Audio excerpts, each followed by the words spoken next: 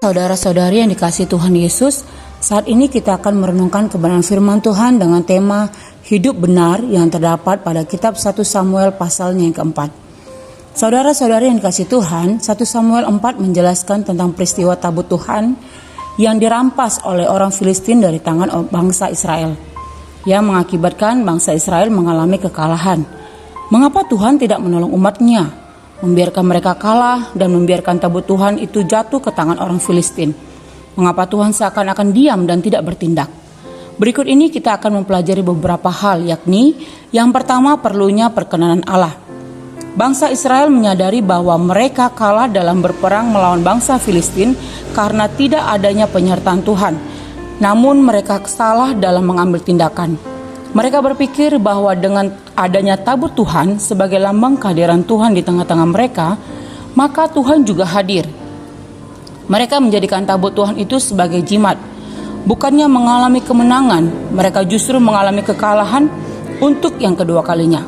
Korban yang berjatuhan bertambah dan kedua anak Imam Eli, yakni Hofni dan Pinehas, juga tewas. Hal mengenai kemenangan bagi bangsa Israel adalah merupakan kedaulatan Allah dan perkenanannya. Allah akan memberikan kemenangan kepada bangsa Israel jika mereka hidup dalam kekudusan dan ketaatan.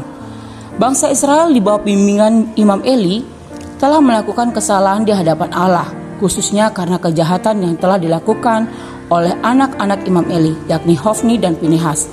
Imam Eli sebagai seorang imam tidak dapat memberikan tindakan yang tegas terhadap dosa yang telah dilakukan oleh anak-anaknya. Allah telah menubuatkan bahwa anak-anak Imam Eli akan mati pada hari yang sama. Kita dapat melihat dalam pasal yang kedua ayat yang ke-34. Bangsa Israel melakukan suatu tindakan yang keliru. Seharusnya mereka datang kepada Tuhan dan memohon perkenanan Tuhan. Mereka tidak merendahkan diri dan bertanya kepada Tuhan tentang tindakan apa yang harus mereka lakukan untuk dapat melawan bangsa Filistin itu. Mereka malah menjadikan tabut Tuhan sebagai jimat. Mereka tidak melibatkan Tuhan dalam tindakan mereka, tetapi mengandalkan pengertian mereka sendiri. Tuhan bukanlah pelayan, Tuhan tidak bisa disuruh-suruh atau dipaksa. Saudara-saudari yang dikasihi Tuhan, tidak menutup kemungkinan terkadang dalam hidup ini, juga ada sebagian orang yang belum sungguh-sungguh menyadari hal ini. Ada sebagian orang yang salah mengartikan, berpikir bahwa jika mereka sudah dibaptis, rajin ke gereja, atau menggunakan Alkitab dan beberapa perhiasan salib, mereka sudah melakukan hal yang benar. Yang Tuhan mau adalah kita benar-benar mengenal tentang Tuhan, memahami kehendak-Nya, merendahkan diri di hadapan-Nya, dan selalu mengandalkan Tuhan. Kekalahan yang dialami oleh bangsa Israel itu merupakan bukti ketidakperkenanan Allah. Terdapat pada ayat yang 10 sampai ayat yang ke-11. Dan sebagai bukti penghukuman terhadap Eli dan keluarganya, terdapat pada ayat yang ke-11 sampai ayat yang ke-22. Poin yang kedua adalah perlunya pertobatan. Saudara-saudari yang dikasihi Tuhan, tidak semua penderitaan terjadi karena adanya dosa. Tetapi tidak ada salahnya bagi kita jika kita harus mengintrospeksi diri. Terkadang masalah atau penderitaan itu juga bisa terjadi karena adanya dosa.